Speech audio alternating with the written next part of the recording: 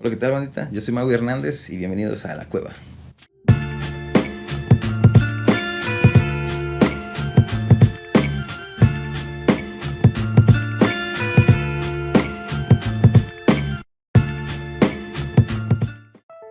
¿Qué es la realidad? ¿Se refiere a lo que vemos, a lo que sentimos? ¿Podrían ser los estímulos de la naturaleza lo que significamos nosotros como realidad? Haciendo referencia a lo material, a lo tangible. Pero si fuera así, ¿qué hay de lo abstracto?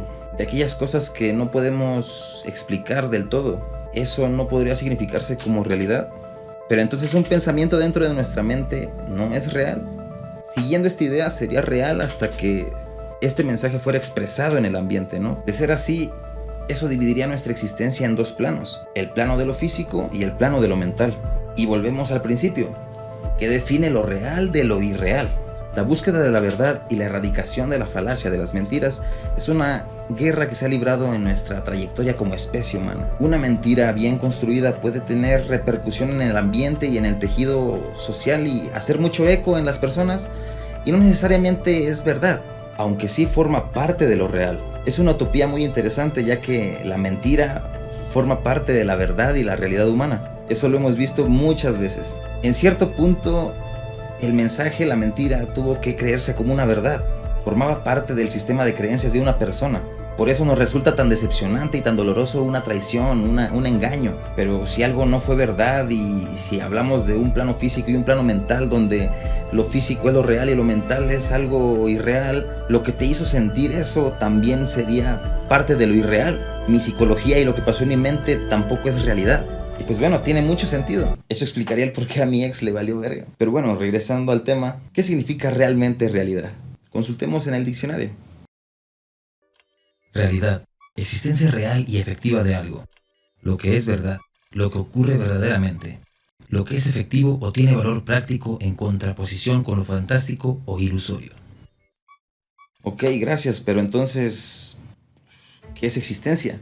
¿Qué acaso esa no es la mayor interrogante de la filosofía humana durante todos estos siglos? Esa ha sido la gran pregunta de la vida hasta donde la conocemos, y es que esa es la verdadera pregunta. ¿Hasta dónde la conocemos? Retrocedamos un poco en el tiempo y veamos la historia de los humanos como especie. El ser humano, el mamífero que le dio nombre a todo lo que le rodeaba. Hagamos una analogía. Comparados con otros mamíferos, ¿qué característica nos distingue de los demás? ¿Cuál es el distintivo genético que hace que los humanos seamos la supuesta especie dominante? Si nos comparamos con otros mamíferos, ¿qué nos hace diferentes? ¿Cuáles características nos distinguen y son propias de los seres humanos?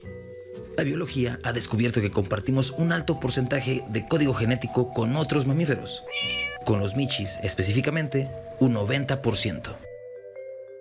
A ver, yo sé que es más fácil compararnos con los chimpancés, con los primates, con los gorilas. Con ellos compartimos del 90 al 96% de código genético. De hecho, hasta compartimos estructuras sociales jerárquicas muy similares. Pero sería un cliché, aparte los michis son más lindos. Volviendo a la comparativa, los dos respiramos oxígeno y a través de nuestro sistema respiratorio lo convertimos en dióxido de carbono.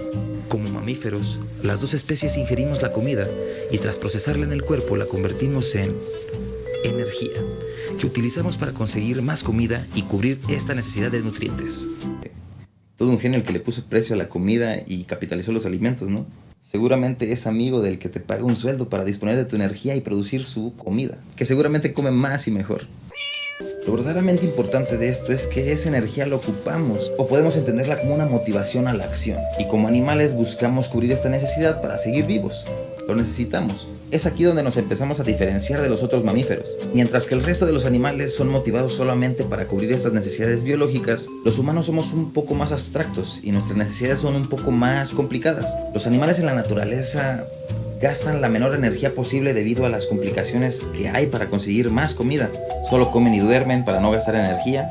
Los osos invernan. Y aunque vivamos en ambientes muy diferentes, ambos tenemos complicaciones para conseguir y cubrir nuestras necesidades, refiriéndonos a los alimentos. Los otros mamíferos se enfrentan a la naturaleza. Hay mamíferos que comen otros mamíferos. Y nosotros los seres humanos, pues, tenemos que soportar a Martita en el trabajo. Pero bueno, el ser humano, como el importante eslabón de la cadena alimenticia que es, también pudo domesticar algunos animales que se adaptaron con madre a nuestro ambiente. Los michis han controlado el mundo desde siempre y hay mucha evidencia histórica. Recuerden este comentario. De regreso a la naturaleza, aunque haya seres humanos que son capaces de invernar como un oso, pues no es lo mismo. Un humano promedio dudo que pueda sobrevivir en el ambiente hostil de la naturaleza. Hay mamíferos almorzando otros mamíferos. Y hay quienes con 29 años le siguen quitando el jitomate al sándwich que vende Martita en la oficina. Ya tráguenselo a la verga.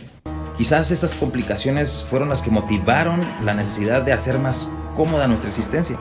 No batallar mucho y pues cubrir fácilmente nuestras necesidades. Bueno, cada uno a sus posibilidades. En esta jungla de concreto también hay depredadores y pues, posiblemente sean los que te asaltan en la calle. A ver, carnalito, vémele bajando la velocidad. Cámbiale, renuévale esas balatas a tu desmadre, porque ya fue mucho desenfreno, ¿eh? No es por injustificarme ni mucho menos, carnal, pero lo que sí está pasado de lanza es que no todos tengan acceso a las comodidades esas que dices. ¿Qué mamadas? Que capitalicen y hagan negocio de las necesidades básicas esenciales, carnal, si ubicas, ¿no? Ahora sí que robar sí es malo, carnal. Y no me da pena tampoco. La neta, pena robar y que te cachen como los políticos. Eso sí es pasarse de rosca, ¿eh? Prosigamos con los michis.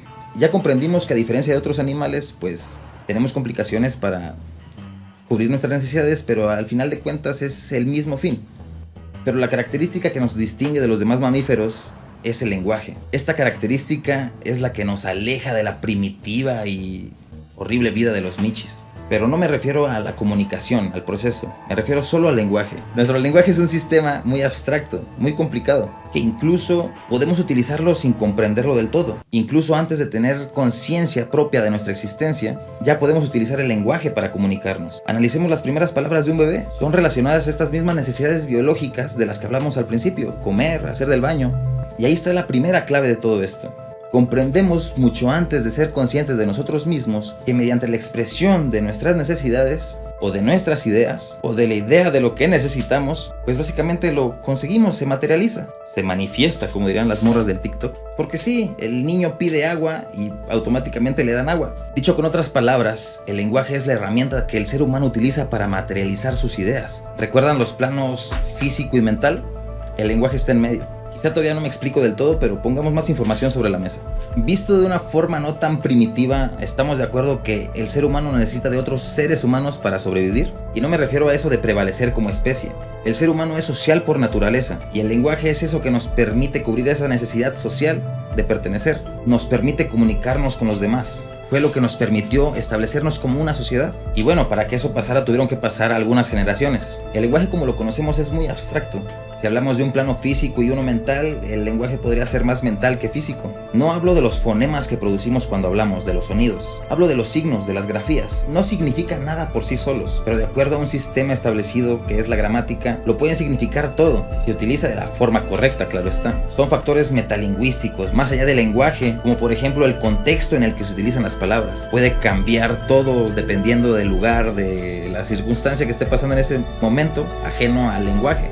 Sin darle mucha vuelta a este pedo, en sí el lenguaje son signos, dibujitos, a los que mediante un consenso social entre todos nos pusimos de acuerdo para significarlos como algo. Y esto para poder comunicarnos. Pasamos de hacer sonidos guturales a comunicarnos con palabras. De esta misma forma pudimos nombrar las cosas, no solo lo que observábamos, sino también las sensaciones que nos hacía sentir ese estímulo, y así pudimos expresar lo que experimentábamos dentro de nosotros. De algún modo, como el lenguaje es consensuado y nos ayuda a verbalizar la realidad también es consensuada, como un sistema abstracto de símbolos que coexiste entre lo mental y lo físico. Esta es la percepción del individuo, pero volvamos a lo comunitario. De la misma forma que nos pusimos de acuerdo para darle nombre a las cosas, también hicimos un consenso social para vivir y convivir en lo comunitario. Creamos reglas, normas, leyes que limitan nuestro comportamiento. La moral nos dice que la falta de autocontrol es como volver a una forma primitiva, sucumbir a los deseos y hacer lo que te dicte el instinto, como un animal. Por eso se dice que el hombre que no tiene autocontrol de sí mismo no es más que un animal. Ese instinto, esa necesidad biológica, se ve frenado por el autocontrol de conseguir de alguna u otra forma lo que deseamos, necesitamos. Esto es el argumento de robar por necesidad sigue estando mal, aunque sea por necesidad. A grandes rasgos, esos límites buscan el bien común. Hasta este punto ya deberíamos de haber entendido que nuestro lenguaje nos ayuda a verbalizar nuestra realidad, interpretarla y significarla. Todos juntos participamos en la creación de esta. comienza en un plano abstracto para después materializarse en la realidad. El colombiano Antonio Páez Pinzón, un reconocido psicólogo contemporáneo, dijo: el hombre no hubiese evolucionado sin creatividad. Y es que no deberíamos utilizar la palabra crear tan a la ligera. Por eso hay muchas niñas en TikTok diciendo que se puede manifestar la realidad solo si lo quieres y lo verbalizas. Se alejan demasiado del concepto. Pero bueno, el punto es que somos partícipes de esta construcción. Participamos en la construcción de la realidad colectiva. Entre otros muchos factores, el ser humano también influye en esta construcción de la realidad. Y ojo, digo que otros muchos factores, solo somos uno de esos. Pero nuestra capacidad de razonamiento la que nos permite intentar, ni siquiera estoy diciendo que es realmente lo que es. Intentamos interpretar los estímulos de la naturaleza y buscamos darle un significado, pero es una construcción abstracta mediante un sistema abstracto. Son estos procesos cognitivos los que nos distinguen de las otras especies, pero podemos afirmar, sí, que algo que está en el plano mental sí puede materializarse en el plano físico. Si me pusiera romántico, podría decirles que podemos hacer posible lo imposible, solo debes luchar por ello. Pero no somos Dreyfus coachando al Chichadeus. Y aunque no comparto la idea de manifestar y Mercurio retrógrado, en lo que sí estamos de acuerdo todos es que el lenguaje es muy poderoso y que sí, efectivamente, nosotros hacemos nuestra realidad. Solo hay que tomar en cuenta que solo somos uno de los muchos factores que intervienen en ello. Hay otros factores que influyen y permiten que algún suceso sea posible o que se lleve a cabo, pero en definitiva a Mercurio retrógrado le vale verga si naciste o no, porque como dijimos hace un momento, una significación en colectivo. Y si hay leyes o límites, no es para evitar que salgamos de la Matrix y esas mamadas, sino que son para no matarnos los unos a los otros. Y aún así podemos manifestar con toda nuestra convicción que podamos volar como Goku, pues sabemos todos juntos que hay límites físicos que lo hacen imposible. Estas limitaciones físicas nos recuerdan lo insignificante que somos ante la naturaleza, porque a pesar de toda esta construcción que tenemos para vivir, seguimos siendo solo un animal más de la cadena alimenticia. Regresando a la realidad, siendo esta misma una construcción abstracta de lo mental, pues sabiendo que según la Organización Mundial de la Salud, 1 de cada 8 personas tienen un trastorno mental, hace que la realidad, siendo una construcción abstracta, pues se convierte en algo mucho más abstracto todavía. Y pues bueno, así de abstractas son las construcciones sociales. Nada puede asegurarse con total veracidad. Como se dice, nadie posee una verdad absoluta. Y antes que digan que las matemáticas sí son ciencias exactas, pues al final de cuentas también es como la gramática. Son símbolos a los cuales nosotros les otorgamos un valor. A lo que voy es que toda construcción social tiene errores que no se pueden tomar como una verdad, porque llegamos al radicalismo de una idea, ¿no? A los extremos de una idea. Como hablábamos de la comunicación, el contexto influye en cómo se comprende el mensaje. El contexto también influye mucho en la percepción que tengamos de la realidad. Un factor contextual, un factor espacio-tiempo inclusive, porque la realidad de hace 30 años no es la misma que hoy, y que sí, ahora tenemos ese antecedente histórico de cómo fueron las cosas en ese entonces, pero que también lo que se vivió en ese momento, contexto, es lo que influyó para la percepción que se tiene de ese fenómeno. En pocas palabras, todo es subjetivo. Y a pesar de que algunas personas estén de acuerdo con alguna idea, pues no la hace verdad. Aunque se reproduzca múltiples veces en el tejido social, puede llegar a no ser verdad. Y apartándonos un poco de los conceptos que son buenos y malos, pues también es interesante ver cómo es que el cuestionar nuestros pensamientos es lo que nos ha llevado a evolucionar. En algún momento del Renacimiento, Leonardo da Vinci creía posible la idea de volar como un ave por los cielos y lo tacharon de loco. Era considerado una mala o una pésima idea, pero en ese momento la sociedad se negó a evolucionar.